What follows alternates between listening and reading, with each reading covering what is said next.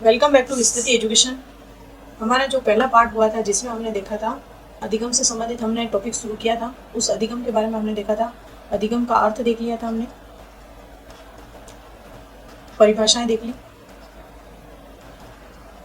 और विशेषताएं देख ली थी। आज का जो हमारा टॉपिक है इसमें हम देखेंगे अधिगम के प्रकार कौन से हैं और इसके क्षेत्र कौन से हैं। एक बार हम परिभाषाओं को फिर से रिपीट कर लेते हैं। सबसे पहले हमने कीवर्ड में देखा था, हमने क्रो एंड क्रो की बात की थी। और क्रो एंड क्रो की क्या आदत होती है?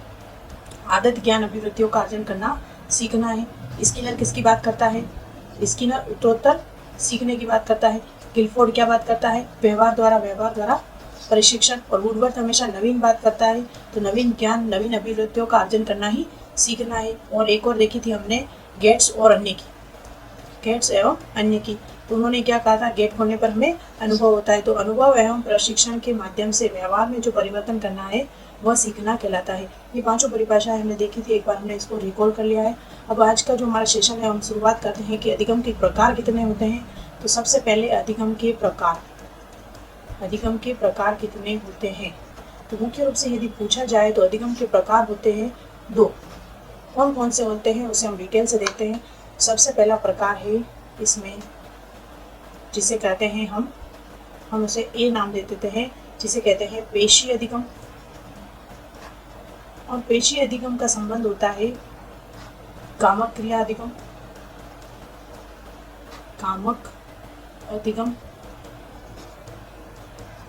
इसी का संबंध होता है शारीरिक। और शारीरिक होती है वह होती है यांत्रिक, और इसी को कहते हैं कर्मेंद्रिय। इसके जो नाम है अधिकतर होते हैं, जो सारे मैंने यहाँ पे लिख दिए हैं। पेशी अधिगम कह सकते हैं उसी को, कामक अधिगम कह सकते हैं, शारीरिक अधिगम कह सकते हैं, यांत्रिक अधिगम कह सकते हैं और कर्मेंद्रिय अधिगम कह सकते हैं। पेशी अधिगम में होगा क्या? हमारी कर्मेंद्रियां। और कर्मेंद्रियां कौन सी है? तो कर्मेंद्रियां होती है अपने जो हाथ पैर के माध्यम से, कर्मेंद्रियों के माध्यम से मस्तिष्क को होने वाला अधिगम पेशी अधिगम, कामक अधिगम, शारीरिक, यांत्रिक, कर्मेंद्रिय अधिगम कहलाता है। इस बात को ध्यान में रखें। हाथ पैर के माध्यम से सीधा जो अपने मस्तिष्क को होगा अधिगम वह कहलाता है पेशी अधिगम। हाथ पैर के माध्यम से मस्तिष्क को होने वाला अधिगम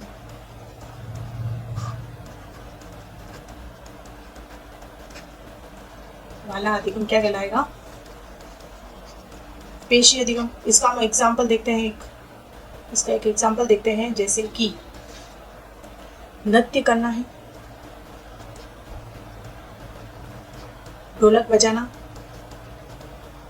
ये सारे इसके एग्जाम्पल हो गए। जैसे नृत्य करना, हाथ पैरों से नृत्य किया, फिर धीरे धीरे वह प्रारंभ में हाथ पैरों से प्रयास करेगा और एक समय ऐसा आएगा कि बिना प्रयास किए ही उसे नृत्य की सारी स्टेप्स याद हो जाएगी। तो ये किस प्रकार का अधिगम हुआ? पेशी अधिगम हुआ। अपने हाथ पैर कर्मेंद्रियों के माध्यम से मस्तिष्क को होने वाला अधिगम क्या कहलाया? पेशी अधिगम। अब दूसरा होता है, हम ध्यान में रखें, दूसरा होता है, यहाँ पे लिख देते हैं, संवेदी अधिगम। क्या होता है? संवेदी अधिगम। और इसी को हम कह देंगे मानसिक अधिगम। और जो पेशी अधिगम था वो कर्मेंद्रियों से संबंधित था, तो ये संवेदी अधिगम किससे संबंधित होगा? हमारे ज्ञानेंद्रियों से संबंधित होगा, ज्ञानेंद्रिय अधिगम। और ये जो अधिगम होगा वो क्या होगा? हमारी ज्ञानेंद्रियां कौन कौन सी हैं? हाथ, कान, नाक, ये सारी हमारी क्या है? ज्ञानेंद्रियां। तो ज्ञानेंद्रियों के माध्यम से किससे होगा? ज्ञानेंद्रियों के माध्यम से मस्तिष्क को होने वाला अधिगम क्या कहलाता है? संवेदी अधिगम, मानसिक अधिगम, ज्ञानेंद्रिय अधिगम। ज्ञानेंद्रियों के माध्यम से मस्तिष्क को होने वाला अधिगम क्या कहलाता है? संवेदी अधिगम, मानसिक अधिगम, ज्ञानेंद्रिय अधिगम। और इसके जो एग्जाम्पल हम देखते हैं, इसका एग्जाम्पल कैसे हो गया? जैसे किसी समस्या का समाधान करना है, समस्या का समाधान हो गया, यह हमारी ज्ञानेंद्रियों के माध्यम से मस्तिष्क को होगा अधिगम किसी समस्या का समाधान करना। एक हो जाएगा। दूसरा कविता पाठ करना,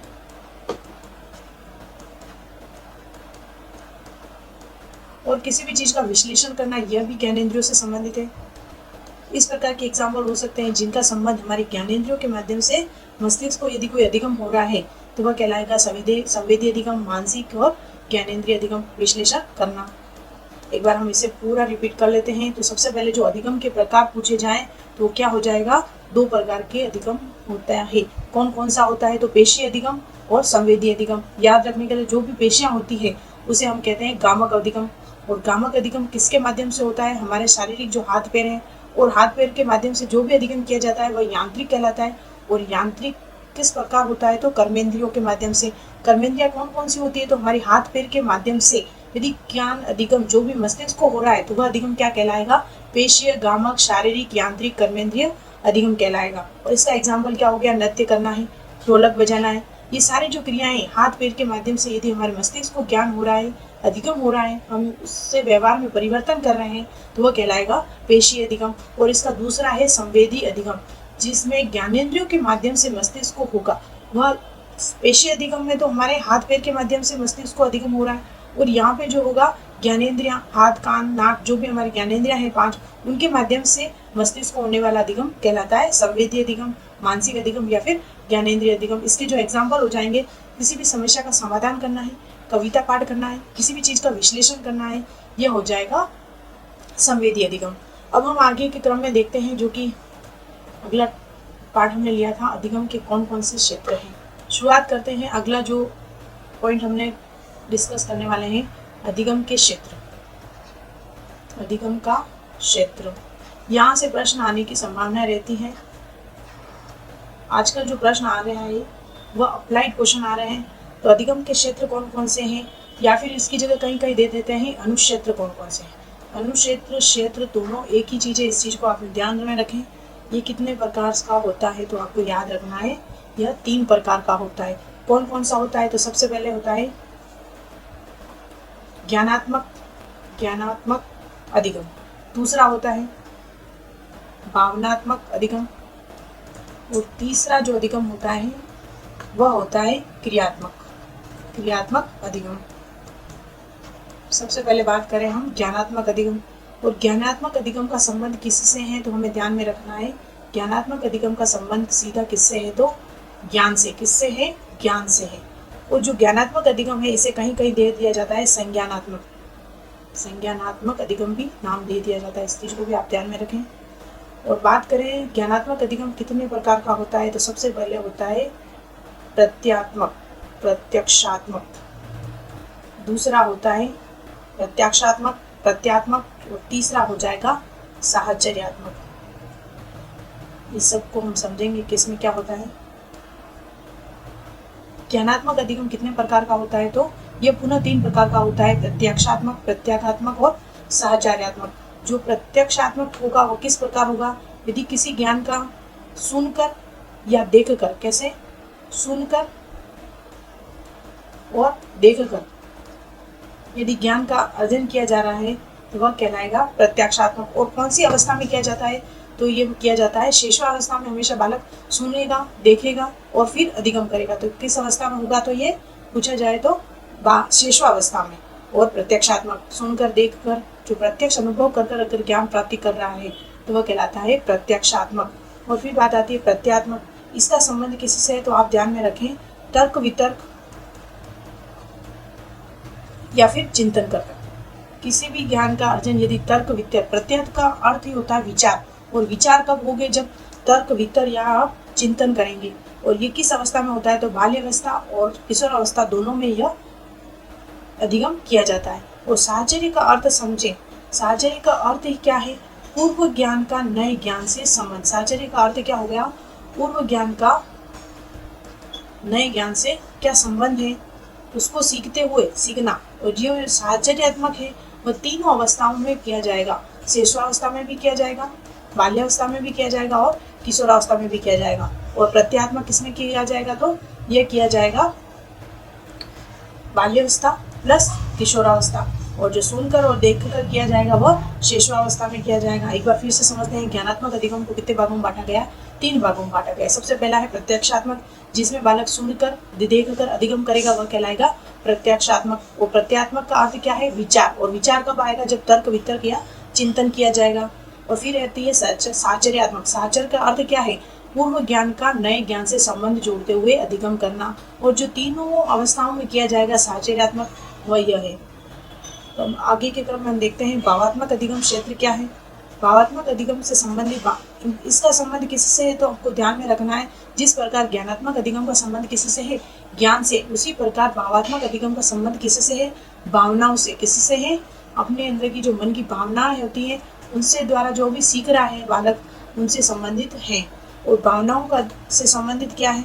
जैसे किसी प्रसिद्ध कवि की कविता सुनकर भाव विभोर होना। एग्जाम्पल क्या हो गया? किसी प्रसिद्ध कवि की कविता सुनकर भाव विभोर होना भावात्मक रूप से।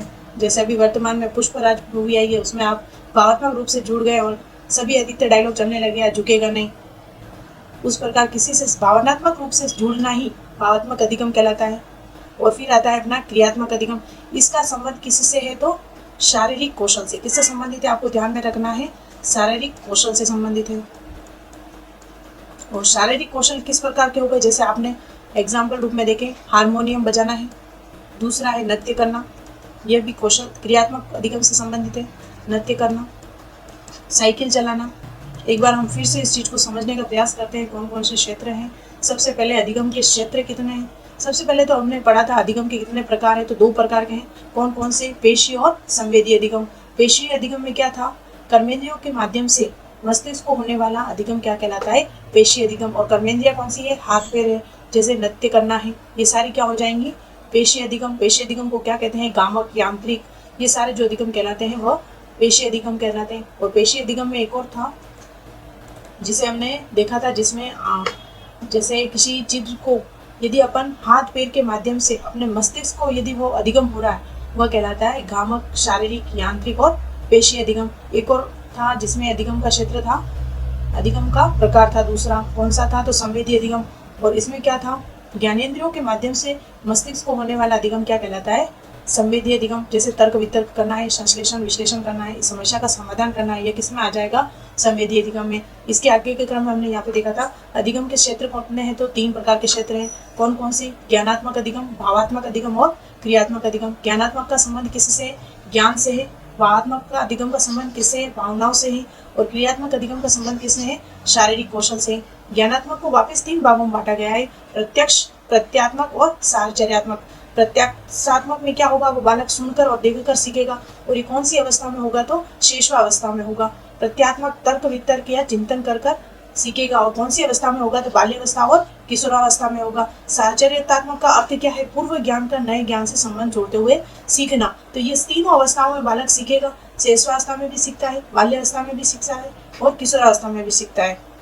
और भावात्मक अधिगम, किसी प्रसिद्ध कवि की कविता सुनकर यदि आप भाव विभोर हो गए, ये भी एक अधिगम है भावात्मक रूप से जुड़ा हुआ।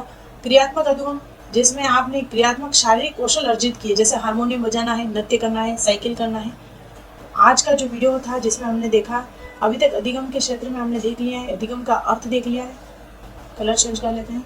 हमने अधिगम का अर्थ, परिभाषा, अधिगम के कौन कौन से प्रकार है वो देख लिए हैं।